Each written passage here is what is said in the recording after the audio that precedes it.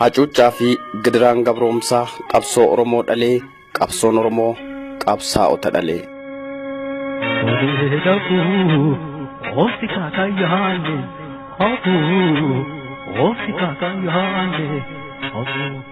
Imalli qabsoo Oromoos dheeratee bara gadaa baay'ee jaarraa tokkoof walakkaatti dhiyaatu lakkoofsise.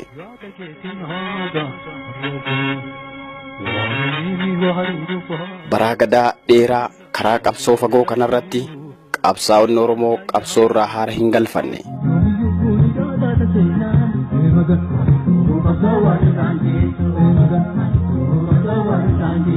Kaan wareegamaan kaan umriin itti ofi jibbaatanii ulee qabsoo dhalootaatti dabarsaa uleen waadaa qabsoo bilisummaa Oromoo dhaloota qubee dhaqqabe.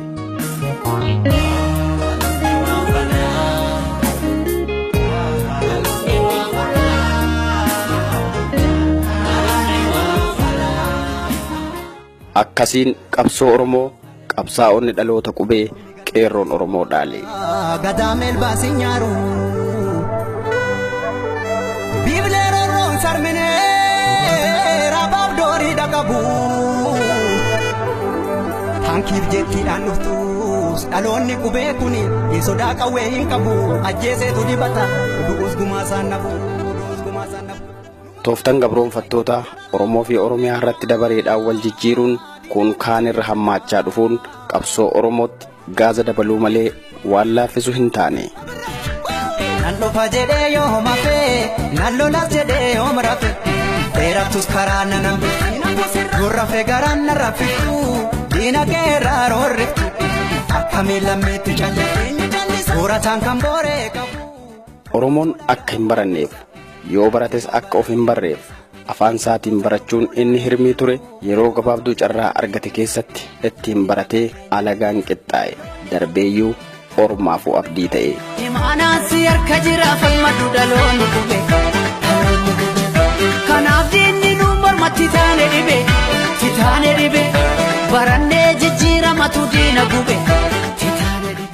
Qabsoo bara dheeraa bilchaataa dhufe kanatu akka lakkoofsa Itoophiyaatti bara 2006 akka lakkoofsa Awurooppaatti ammoo bara 2014tti tooftaa shiraan alagaa harka Finfinnee keessaan Oromiyaa xiqqeessuuf dhufe dhaloonni qaroon bara ammaa dinne jechuun ibiddi qabsoo qabatee ture laboobaa ta'e. Yaafa dudaalee keessa garsi kaasa karasaasa abbaa milmatu kaasa du'eena buma kaasa abbaan ni du'aa abbaan dhuguma milmatu baasa abbaan ni du'aa abbaan dhuguma milmatu baasa waamadu komoke odeessifi dambaasi dhugaasa abbaa biyya ta'uusa onnee kuyyisanyiisa seenaan ni kubaa seenaa gubefannee laba takkaasa.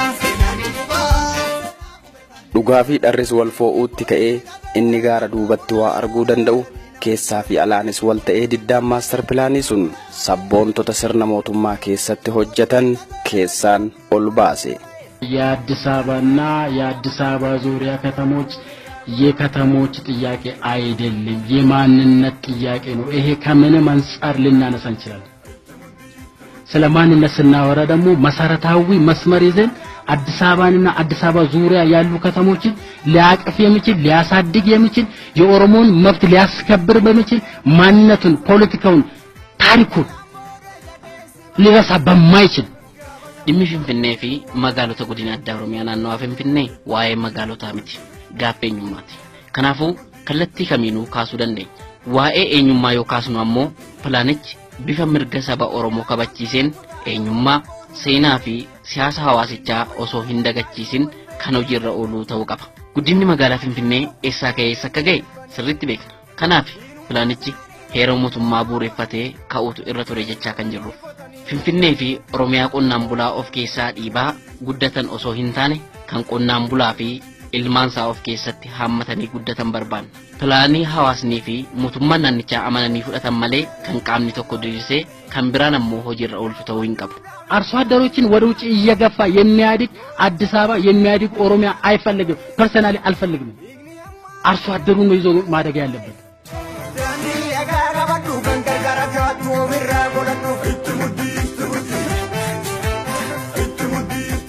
kunis humna qabsoo Oromoo walitti dabalee goobse hayyoonni qaroon fi didaan akka Jawaar Mohammadii fi fakkaattonni isaa alaa haada diriirsanii Oromoon biyya alaa fi keessaayis marii takkaan kallattii tokkorraa akka qajeelu tooftaa qabsoo fooyya'aadhaan malaa fi xiinxala saayinsawaan utubaan qabsoo guddichi tokkummaan jabaate. Kanaaf ammoo jechi sababaa ta'e I am Oromo first jettu sun qabsoo Oromoo keessatti qooda laayyoon hin yaadatamtu.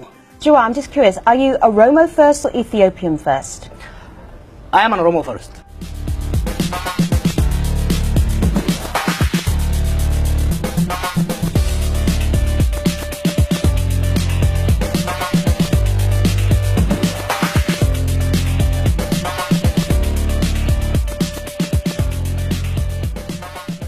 It has created Oromophobia. Whenever there is Oromophobia? Or it has created Oromophobia, whereby I've got Oromophobia from the website. If you ask ordinary Ethiopian, when the name Oromo comes up, all they hear is about disintegration of the country, war, right, and others. Oromo is not. Oromo is about peace. Oromo is about freedom. Oromo is about political and economic. And Oromos love to chat, and we're going to wrap it up there. But do you have Oromophobia, Malika? I don't. Not yet. Not yet. Anyway.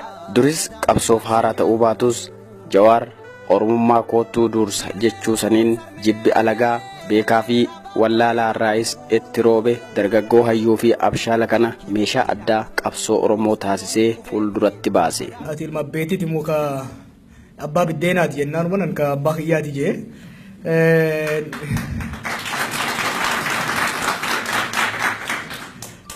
Samboota gaa eega jarrinu dubbiti jiran immoo dubbisan ol guddifne eeggaa socho'u jirra. Maali Oromo first yookiin immoo ani Oromoodha jechuun kun maali? Wanni habashoota akkanatti aarsee Oromoota walitti fideef maali jennee waan takka lama qabxii takka lama sanii tuquun barbaada. Namni tokko ani Oromoodha yookiin immoo ani ana gaafa jedhu waa lama jechuu jira. Tokko ani eenyummaa kiyyatti maalummaa kiyyatti hin qaanfadhu. Kana jechuun hariiroo siyaasaa keessatti hariiroo ummatootaa jidduutti keessattuu hariiroo wal qocoluu fi wal cunqursuun jirtu keessatti rakkoodha qaba. Maaliif namni tokko ani ana gaafa jedhe sun waan tiyyaa narraan tuqinii dhufa jechuu. Sun haqa kiyyaa narraan tuqiniitu dhufa jechuu. Namni tokko Oromummaa fiititti boone jechuun Oromummaatti aanee Oromiyaa dhufa jechuu. Gaafa nuti Oromoodha jenne ka itti aanu qabeenya keenya harka keenya deeffachuudhaaf akka tattaafannu waan beektuuf osoo nuti haqa teenyaan gaafatin eenyummaa keenya sanuu keessatti awwaaluu barbaaddi jechuudha. Kanaaf wanni habashaan akkanatti wachuuf guddaan eenyummaan teenya sun shakkii takkaan malatti mamii takkaan malatti addunyaa duratti dubbatamuun sun rakkoo inni qabu miidhaa isaanirra buusuu danda'u waan beekaniif jechuudha. Bu'aa I am Oromo first kanaan walta'ii uumameen utuu hin turin utubaa qabsootiif miidiyaan OMN tattaaffii hayyootaa fi sabboontota Oromootiin biyya Ameerikaatti hundaa'e. Miidiyaa dhabaan waa lama nu godhe. Tokko akkamtu fiin dubbatanne nu godhe. Lammata waan dubbatamu qilleensi kun beeytaa waa hedduu keessa jira. Qilleensana keessatti sagaleen teenya waan hin jirreef sagaleen diinota keenyaa ol bahuudhaan nuti akka waan hin jirreetti sadarkaa itti lakkaa'amuun yeroo itti geenye keessa jirra jechuudha. Kanaaf miidiyaa nu barbaachisa. Miidiyaa kana ijaaruudhaaf yeroo dheeraa fudhannee irratti dalagaa jirra. Akkuma reefu jeetti Oromiyaa Miidiyaa Neetwoork kan jedhamu ka odeeffannoo gaarii fi hamtu toltuu fi bal'oo Oromiyaatii fi Oromoodha. Oromoon nu akka walirraa dhagahu alagoonnis akka nurraa dhagahan godhu ka televizyiina raadiyoo gama weebsaayitiin gama adda addaatiin odeeffannoo Oromiyaa keessaayis biyya alaatiis funaanee akka namni keenya wal dhagahu godhu jaaruuf socho'aa jirra. Nama waan dubbate hin hanqanne ta'uunsaa har'a namoota baay'ee kan ajaa'ibu Jawaar Mohammad gaafa OMN hundaa'u wanti dubbate har'arra taa'anii iyyoo yaadan raaga fakkaata. Ammatti olaantummaa ilmaan nafxanyaadhaa gama miidiyaatiin irratti uummata cabsuudhaaf halkan tokko rafnu jenne hin rafne har'arraa eegalee qilleensa Oromiyaa irratti olaantummaan ilmaan alagaadhaa uummata keenya irra qabdu cabe.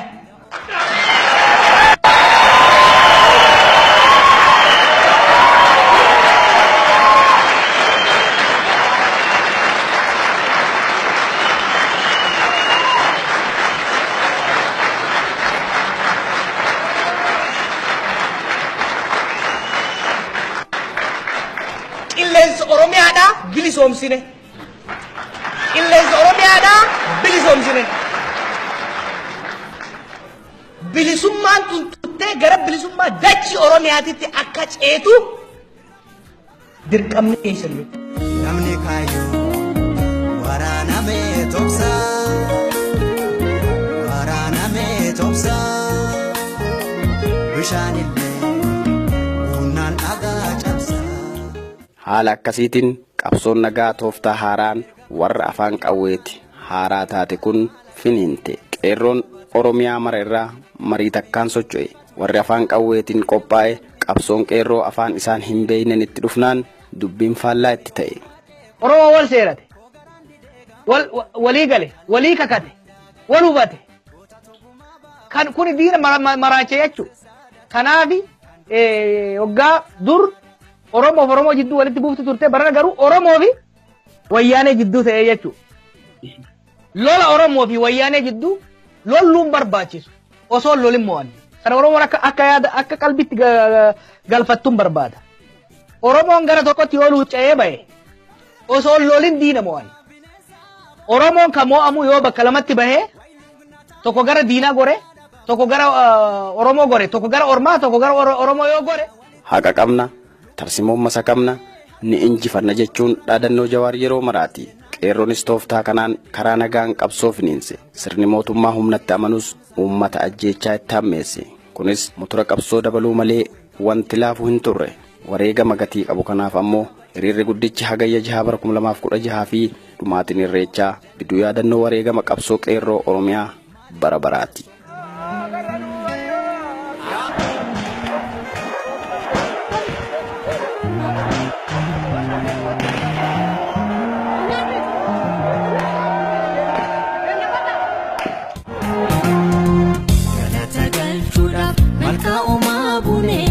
Sinamane galabiyotane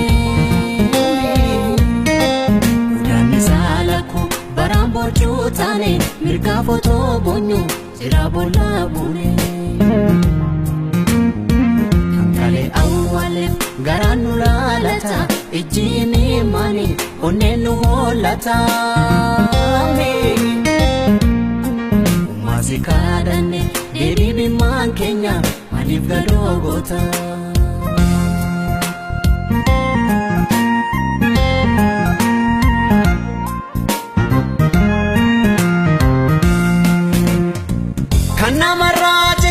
Namaf gara lafa namni nama nane ajese tu kolfa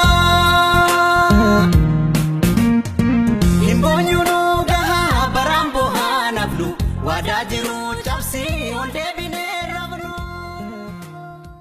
Dr. Mararaa Guddinaa fi Baqqalaa Garbaa dabalatee hidhaa fi dararaan hayyootaa fi qabsaa'otarraan cunqursitoonni ga'aa turan itti cichoomin hayyootaa fi qabsaa'ota kanneenis yaadannoo bara injifannoo kamittuu hin irraanfatamne.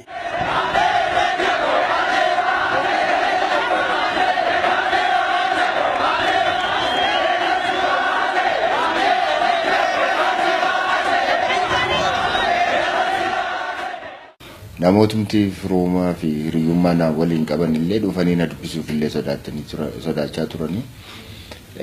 Karaa irratti illee yeroo nu argan baay'een isaanii karaa jijjiirratanii nu dubbisuu illee sodaatanii ebalutu dubbisee maaliif dubbisee isa jedhamu dubbii nutti fida jedhanii sababii sodaatanii namootumti karaa jijjiirrataniiti nu baqatu turanii.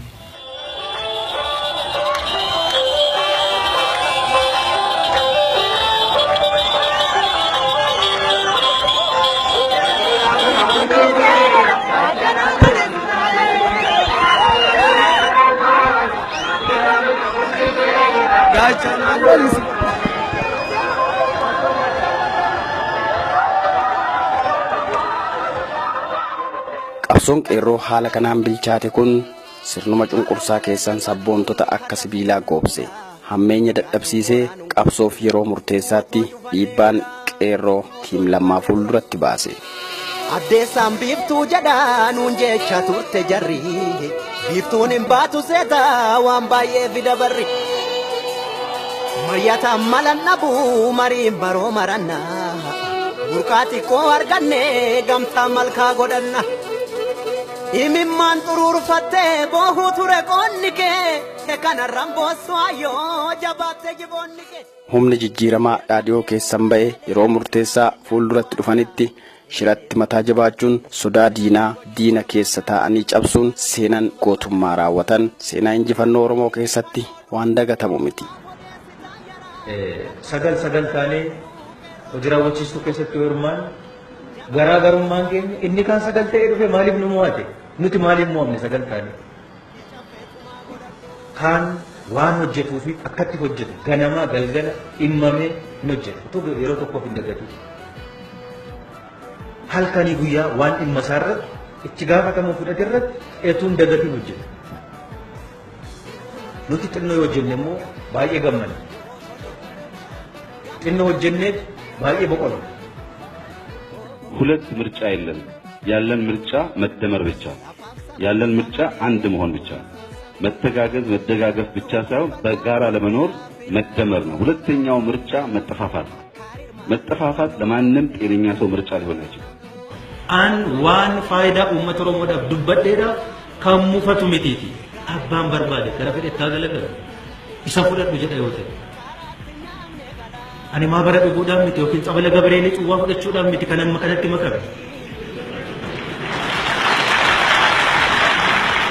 Uummata kanaaf qabsoofna jenne erga dhaabbanneeti. We have to protect the interest of these people. Sanaaf hojjechuudha. Wayyaanee achi gargaaranii haasawaa sodaatanis Oromoo kaaniin dhibbaa kaaniin maalii kan jechaa turan. Har'a laala lammaffaa they are confident in what they are doing because they are confident. And because they know the government, ummata dura abatani ija dhiibanii dubbatan. That is quality leadership. Nu kana goone immoo lakkin ta'u kan nuun jedhame kan nurratti qabsaa'u kan nu waliin qabsaa'u bakkee kan jiru miti bar kan nu keessa jiru iyyuu asu meeqatu nurratti daba hojjetaa jira meeqatu hojii keenya nu jala balleessaa jira kana qabsoo keenyaan clear godhuun nurra jira dhaabni kun yoo cime mootummaan naannoo Oromiyaa yoo cime yuunitiin biyya kana biyyi kunis kan ishee cimuu dandeessu baruu qabni kaanis waan interesti ummata kanaaf wannoo biraan qabnu hojjechuudhaaf wannoo ibnuudhaaf inni kan hamaan ija hamaan nu laaluun qabu inni nu keessa jirus inni ala jirus abbaan barbaade immoo ija diimeffachuu miti dhiiga haa boora'u faayidaa ummata kanaaf nutu dura bu'ee qabsaa'uu qaba eegsisuu qaba.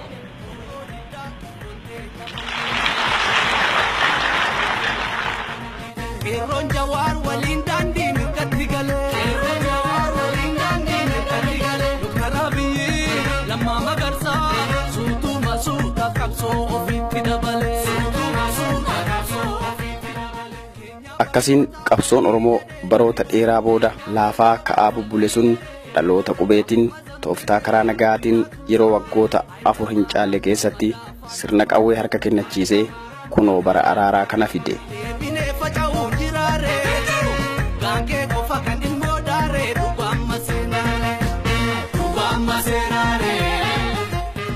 Oromoon shiraan sodaa sabaa fi sablammiitti jedhame sun qabsoon Oromoo biyya diiguuf jedhame sun har'a fuulduratti ba'ee biyya diigamuuf turte ijaaruun sabaaf sablammiifis hundaa ol abdii ta'uudhaan Itoophiyaa fi ardii Afrikaatiifuu abdii nageenyaa fi dimokiraasii ta'ee argame. Bara injifannoo qeerrootti kan duraan waan mirga isaa gaafateef biyyaa ari'ameefis dhugaan deebitee kan shiraan biyyaa dhiibames araara fi dhiifamaan lammii wal argee firri addaan citee ture walitti fayyee qabsoon Oromoo araaramaa fi dhiifamaan qabbana biyyaa fide. Injifannoon qabsoo qeerroo maal hin araarsin biyyaa fi biyya paartii fi paartii hanga namoota dhuunfaatti araara buuse.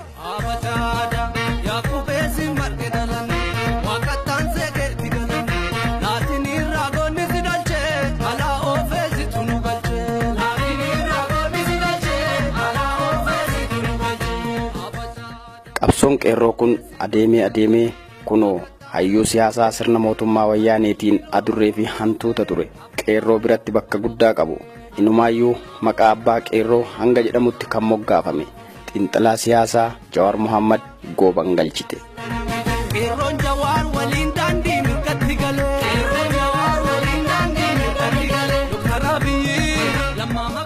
gaafa dhufa isaa yaadannoo hiriira guddichaa sochii qeerroo bara 2016 yaadachuudhaaf walirratti injifannoodhaan hagayya 6 bara 2018tti galma miliineemitti qeerroodhaan simannaan gootaa akka isaan malutti qophaa'eefi.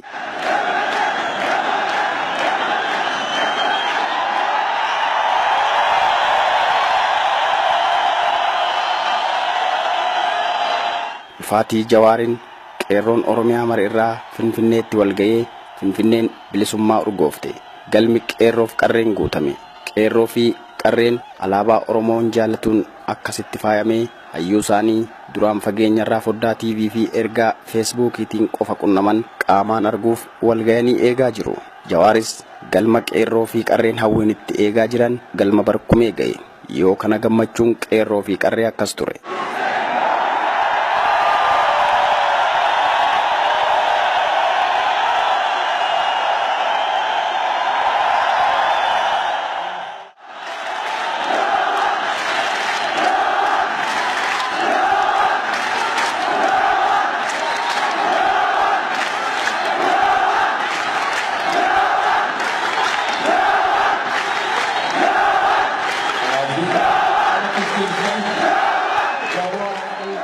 Gammachuu bilisummaa akka guyyaa kanaa namoonni tokko tokko akka gaafa bara ce'umsaa waltajjii kora sabaa Gullallee bara 1991tiin wal fakkeessa. Miirri uummataa gammachuu addaati. Weellisaa Qamar Yuusuf waltajjii fudhatee teessoo nagaa fannaan jedheen Oromiyaa dhiiga lafee kiyyaa biyya abbaa kiyyaa itti fufee an ilmi kee kunoo Jawaar kee dhufee Finfinneen jira jecha miira gammachuu ture irratti dhandhama bilisummaatiin galmi daaqe. Seena Oromiyaa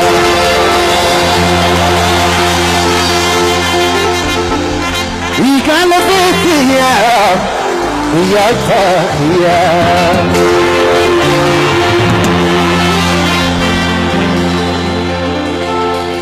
anaa dhufu Jawaar keenya anaa dhufu Jawaar keenya anaa dhufu Jawaar keenya tiim lammaa wadafiit gara fuulduraa eessona gafannaan seena Oromiyaa dhiiga lafee kiyyaa biyya abbaa kiyyaa biyya abbaa malee dhalatoo yankapaa kana boonsiftu onneetiyaa siruutiyaa naafees Oromiyaa Oromiyaa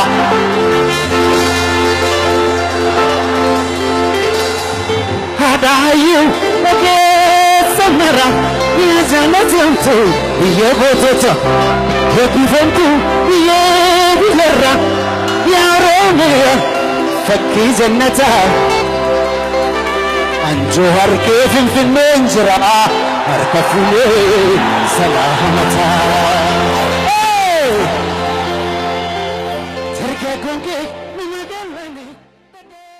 Hayyoota Jawaar wajjin utubaa qabsoo qeerroo duuban jiran keessaa Profeesar Isqeel Gabbisaa uummata kanaa waliin haasa'uu lafaa ka'e. Gammachuu haala galmicha keessatti argeerraa kan ka'e hanga ka'e mara hanqatee gammachuudhuma ibsatee deebi'e. Jirtuu boli qeerroo guyyaa ajaa'ibaa guyyaa nama dinqisiisu gaafa Pireezidant Lammaadhaa fi Jawaar Mohaammed wal bukkee ta'an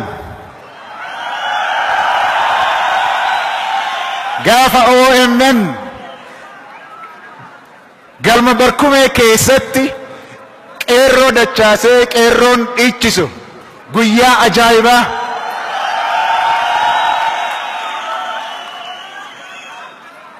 OMN ergii jalqabee hojii jalqabeetii booda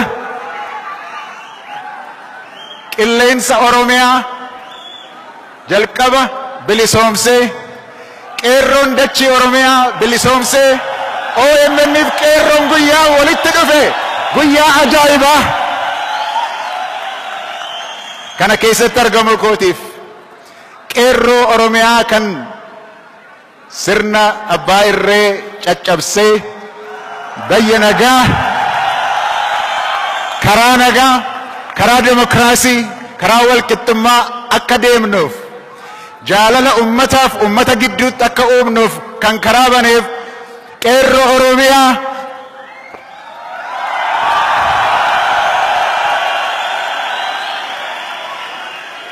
diiguu isaa fixxeetta ijaaruudhaaf qophaa'i.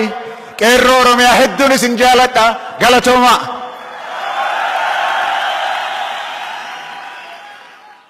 Miidiyaa qofa osoo hin ta'in akka qabsaa'attis ilaalamu OMNs Finfinneetti galuun simannaa kana miira injifannoo dachaan biyya macheesse.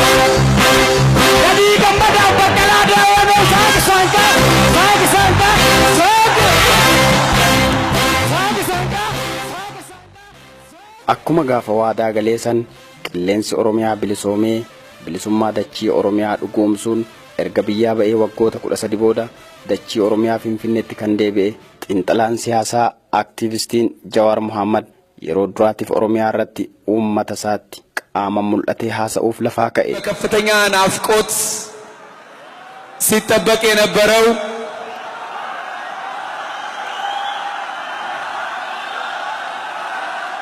activist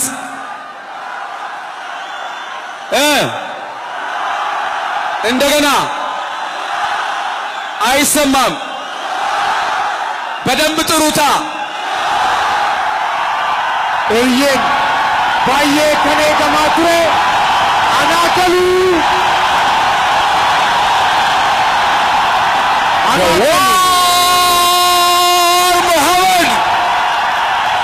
አናከሉ ጀቹስ ከኔጋ ቱሬ ጃዋር መሐመድ በከፍተኛ የኃላፊነት ስሜት ኢትዮጵያችን እንዳትጎዳ በስስት ካለንበት አስቸጋሪ ሁኔታ ውስጥ ተያይዘን እንድንወጣ ጃዋር መሐመድ I am greatly honored once again to call upon Ethiopian activist icon, political analyst, director of Oromia Media Network, Jawaar Mohammad, to make his speech. Director Oromia Media Network, Jawaar Mohammad. Kero!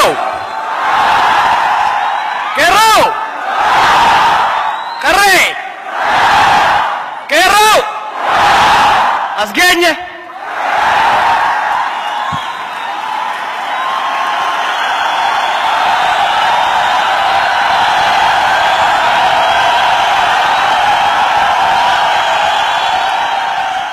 yeroo murteessatti qabsoo qeerroo utubuu isaaniitiin wareegama tiim lammaanfaatti taasisaniif ulfina qabu of dursuun pirezidaantii bulchiinsa mootummaa naannoo Oromiyaa obbo Lammaa Magarsaaf akka dabarsu dubbate. Ilmaan Oromoo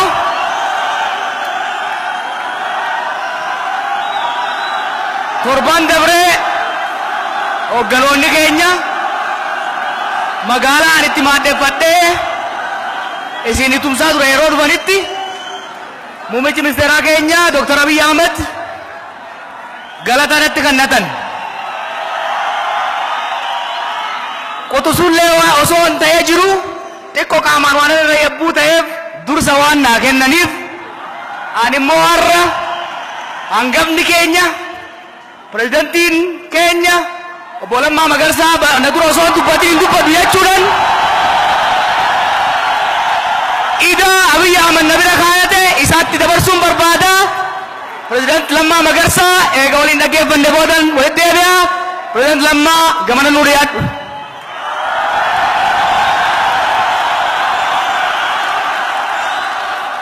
Pirezidaantiin bulchiinsa mootummaa naannoo Oromiyaa obbo Lammaa Magarsaa kabajaa fi jaalala Jawaariif qabu utuu hin dhoksin guyyaa seena qabeessa kanarratti dhaamsa dhama qabu haasaa seenaa dubbate. Jawaar Mahaammadiif hundaa ol hunda caalaa jaalala obbolummaa isaaf qabu isin fuulduratti ibsuufiin barbaada. Akkasumas OMN'n qabsaa saba Oromooti miidiyaa qofa miti. Kanaaf injifannoo argachuun olitti injifannoo bulfachuun injifannoo kunuunfachuun injifannoo gabbifachuun qabsoo guddaa gaafata. Kanaafiyyuu qeerroon raayyaa saba Oromoo dhaamsi guddaan har'a isinii dhaamu kalees gabrummaa jibbuudhaan nuti cancala nutti liugamamee ture afaan keenya keessaa baasuudhaaf diddaadhaan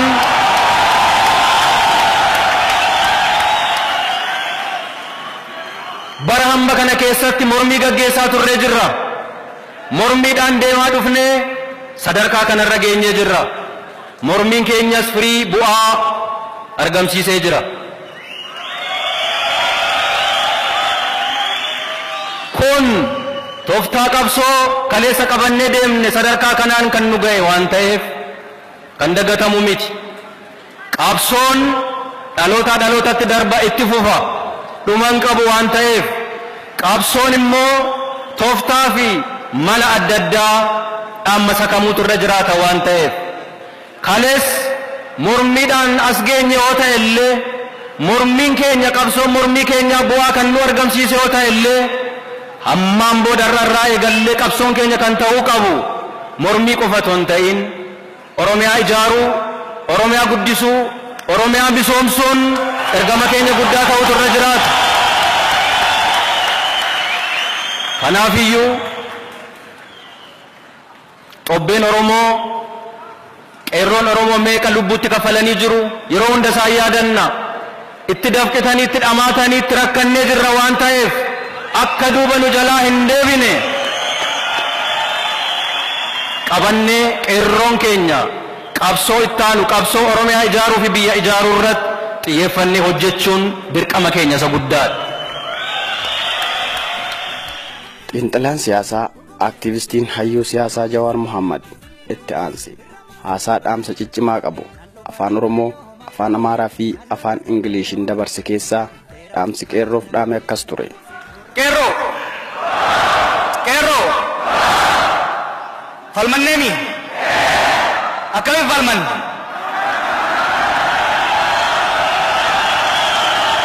Tarsiimoo amma sagamne. Tarsiimoo amma sagamne. Tokkummaan qabsoomne. Kanaaf injifanne.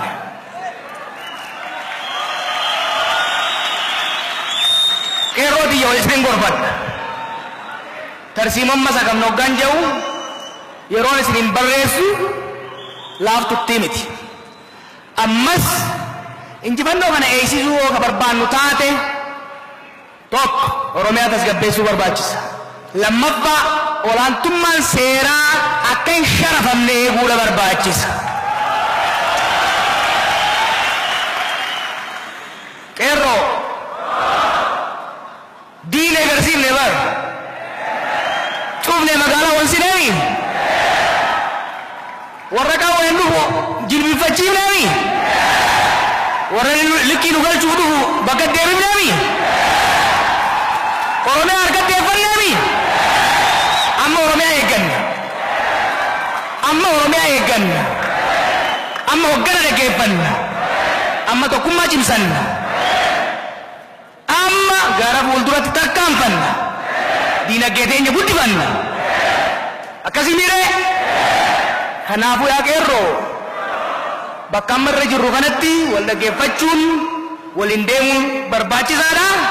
Akkuma kaleessa hin danda'an hoggaa jiran dandeessanii garsiiftan tokkummaan qaban jiran tokkummaadhaan garsiiftan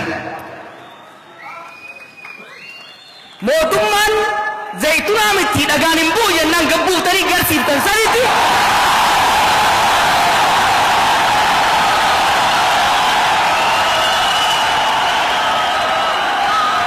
Har'a diinni maal jabeeytu? Har'a diinni maal jabeeytu? Hoogganni Oromoo biyya bulchuu hin danda'u, wal bulchuu hin danda'u jaa. Dhugaadha? Dhugaadha? Akkamiin itti garsiifne? Hojiidhaan itti garsiifne? Har'a diinni Oromoo, qeerroon Oromoo waa diiguu malee waa ijaaruu hin danda'u jaa. Dhugaadha? Dhugaadha? Akkamiin itti garsiifne? Naamusa cimsuudhaan itti garsiifne. Har'a diinni Oromoo, dhaabbileen Oromoo walitti hin dhufanii waliin danda'anii jiran. Dhugaadha? Dhugaadha? Akkamiin gidirsiifne? Tokkummaa jaarmoota keenyaa fiduudhaan. Qabsoo karaa nagaa waggoottan afran darban kana godhame keessatti hayyuun xiinxalaan siyaasaa Jawaar Mohammad ga'een qabsoo inni ba'ate karaa sooshaal miidiyaa yookiin miidiyaa hawaasaatiin lola karaa teeknooloojiin qeerroo cinaa hiriiree dabarse. Meeshaa kana dabarsee kennuun isaaf akka hidhannoo hiikkachuuti. Taateen koompitara isaa bara qabsoo isaa keessa ittiin qabsaa'aa dabarse. Pirezidaantii bulchiinsa mootummaa naannoo Oromiyaa obbo Lammaa Magarsaatiif kennuun taatee addaatii fi itti gaafatamummaa isaan lamaanuu waliif kennan. Akkasumas kana booda obbo Jawaar qabsoon Oromoo qabsaa'urraa gara sadarkaa biraatti ce'uu waan akeekuutu raawwatame. Kunoo akkasiin ture. Kun jaalakee isa kakabsooti. Kompiitaraan bara Oromoo First bitee OMN ittiin jaarree odeeffannoo keessa hunda ittiin dabarsaa turedha. Har'a waldaansoo san injifannoodhaan xumurree biyyattis waan galleef anis nama nagayaa ta'uu kiyya mirkaneessuu waan hin barbaaduuf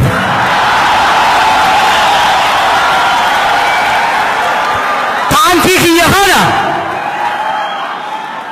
akka mallattoo nagayaa obbolummaa fi oromummaatitti pirezidantii keenyatti dabarsee kan nun barbaada.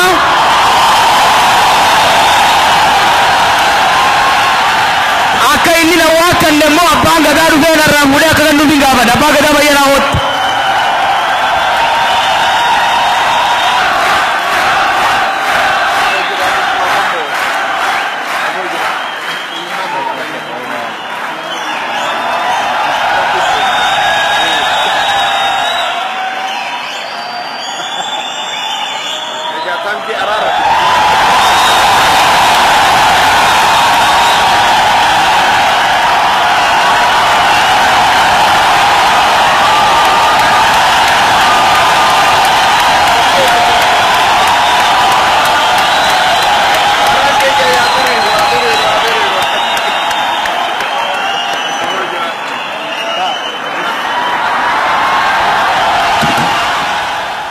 Oromoonni galma barkumeetti guyyaa kana wal gayan gammachuu ililchaa fi hamilee galmicha keessatti dhageessisaniin gurri wal nama hin dhaga'u.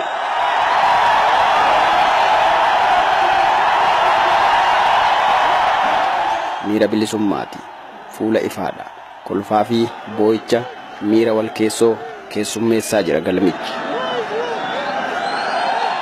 Roorroo leellisuun ga'e fakkaata. Motora qabsoo Oromoo kan ta'an weellistoota Oromoo keessaa weellisaa jaalatamaa Haacaaluu Hundeessaa waltajjii kanarratti jirra bullee barii arguuf wallee isaa jedhuun uummata durayyuu hafuura bilisummaatiin fuulli ife gammachuun fudhatee yaada keessan qaari.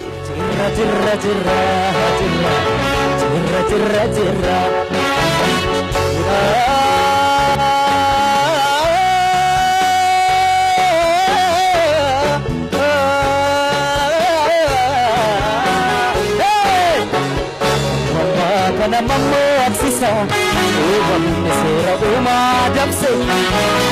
Bara kanarra jaka, erga bukkeen nagaa cabse. Mamma kana mamma aksisa, raaji bara kana yaadama. Boolla keessa teesse boolla tokko, haala baashii ilmoo. Suuranii isaan oolu doorsisa. dhiisanii akkan sirraachituuf yaadanii maal godheenaan sirraachita maal godheenaan sirraachita si fudheen boolee koolixa si fudheen boolee koolixa 4 kiiloo koonsilixa 4 kiiloo koonsilixa 4 kiiloo koonsilixa 4 kiiloo koonsilixa 4 kiiloo koonsilixa shiranii isaanoo nu doorsisanii. Weellistoonni bara qabsoo kana qeerroodhaaf motora ta'an baay'eenis waltajjii kanarratti ummata waliin qabsaa'aa turan kana waliin gammachuu bu'aa bilisummaa dabarsaniiru. Walumaa galatti ummata bu'aa ifaajee qabsoo ofii arguun gammachuun machaa'e kanas yaada qaban keessa deemnee irraa fuunee jirra. Yaada isaanii hordofaatii anis qophicha kanumaan xumuraa horaa bulaa.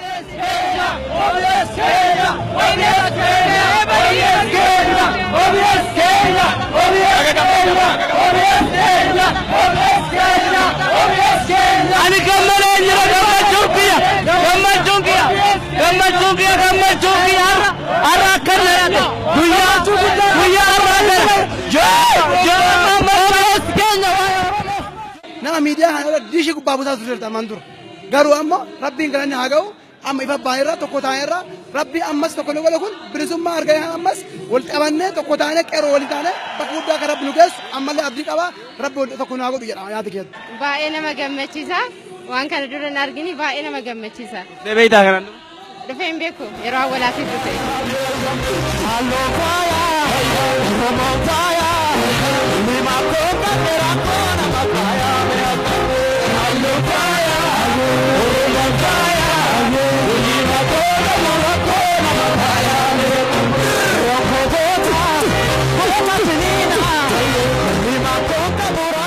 Baay'ee gammade gaafa hiriira guddicha deeggarsa Abiyyi irratti namoota hedduun na biraa dhumatanii anis ni rukutamee xinnoo dhahamee lubbuu kootiin hafee har'a carraa kana argadhee Jawaar fa'aa asitti arguuf baay'ee gammadaa.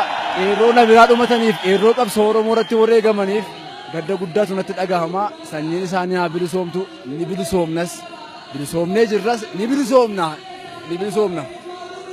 gammachuu guddaa qaba. Abbaa keenya akka diinaatti eegaa turan argachuudhaaf baay'ee gammadee bilisoomneerra ammas ni bilisoomna. Gammachuu Jawaar baay'ee na dhagahama kan dhufaan argarraa baay'ee takkan gammadaa namni. Miilaan dhufee kiiloomeetira 330 imalee jaalala isaaf qabuuf Jawaariin simachuuf jedhee lukuma kiyyaan dhufe. Hin danda'amu wanni hin danda'amne hin jiru keessa kee jiraannaani guyyaa 10 keessa kee kutannoon jiraanna wanti hin danda'amne hin jiru. Maaliif kan hundeeffaa jirtu? Jaalaluma isaa qabnu waan ittiin ibsinu dhabneeti. Yaadne caalatti itti gammannee argine. Mee kanaan booda qeerroof qarreen Oromoo maaltu irraa eegama? Tokkummaa jajjabinnaa fi hin dandahama jedhanii waan tokko sodaachuu dhabanii itti fufuuf fuulduratti deemu wanni hin danda'amne hin jiru. Anis miilumaan dhufe kan kaane godina Baalee magaalaa Roobee irraa kaanee guyyaa 10 deemnee as geenne dadhabbii sunillee homaa nutti fakkaanne amma maaliifi wanni asitti arganne gammachuu sanii olii waan ta'eef deemsi lukaan deemne sun homaa nutti fakkaataa jiru garuu luyitti keenya dhiitee jira. Yeroo kanatti luyitti keenya dhiiteeyyuu dhukkubni sun nutti dhagahamaa jiru maaliifi nu tokkoffaa Oromoo Maccaan Tuulamaa asiin dura seenaa Haajaa Damsaa Iddootii fi seenaa Taaddasaa Birruu irratti miilaan deemanii xalayaa isaan liqimsan sun miilaan deemanii xalayaa san geessuuf odoo deeman dabarsan nutis kaayoo san dandeennaa nu ka jedhu laaluuf miilaan jalqabnee inni lammaffaa ammoo kaayoon Jawaarii kabajaa qabnuu fi kabajni isaa qabnuu fi inni nama akkam akka ta'e Oromoon bakka akkam akka isaa qabu agarsiisuuf miilaan imala kana eegallee garuu akkasittuu taanee dadhabbii sun odoo nuti hin dhagamin gammachuudhaan qophii kanarratti hirmaataa jirrudha. Harargee bahaa magaalaa Hararraa hin dhufe. Baay'ee nama gammachiisa. Jawaar kan duratti Facebook irratti dhukachee alaalaa turre kunoo ammoo nu jidduutti argama as jidduutti isa agarree isa daawwannu gammachuu guddoon nutti dhagahama. Dadhabbii fi wanni takka illee namatti hin dhagahamtu gammachuu baay'eetu nutti dhagahame jira. Baay'ee gammannee jirra. Haalli dimokiraasii biyya keenya keessa jiru haala kanaan yoo itti fufe gara fuulduraatitti abdii guddaa horannee jirra. Nuyyuu warra biyya alaa deemuuf kaanee toorra dhimma kana asitti hafnee baay'ee galatoomaa isin jaalladha. Fuulduratti. Qeerroo fuulduratti. Dhiigni qeerroo yeroo dhangala'aa tureti bu'aa baay'ee dubaanii dhufaana tarkaanfii tarkaanfataa akka turan OBS fi OMN haalaan galateeffadhaa haalaan daadhaa horaa budaa deemana. Tole galatooma waaqa Oromoo hunda kaabaa kibbaan baadiyyaa waliin ga'e baay'ee waaqa galateeffannaa itti aansuudhaan dargaggoon uffata aadaa uffatan kun godina Baalee magaalaa Roobeedha kiiloomeetira 450 ol miilaan imalanii OBS wajjin obboleeyyan isaa wajjin hojjechuuf kaayyoo tokkoon deemuudhaaf waan biyyatti galeef baay'ee gammadee jira galatoomaa isin jaaladha.